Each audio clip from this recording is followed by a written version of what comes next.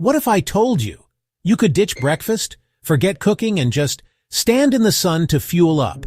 No pizza, no paratha, just pure sunshine energy. Sounds wild, right? Well, what if you could photosynthesize, like a plant?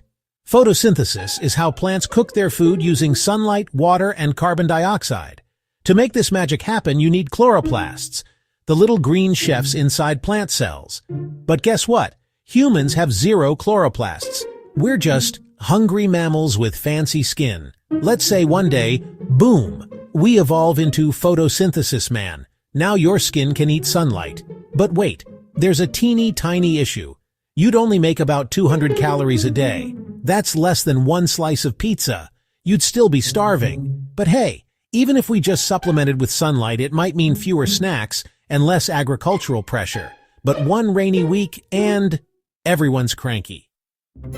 Sorry, boss. No sunlight today. Can't come to work.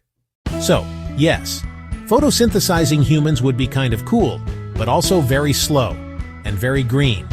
For now, maybe it's best to just eat our veggies and let plants handle the sunlight magic. If you could photosynthesize, what food would you give up forever? Tell me in the comments. Like, share, and subscribe for more science with a twist.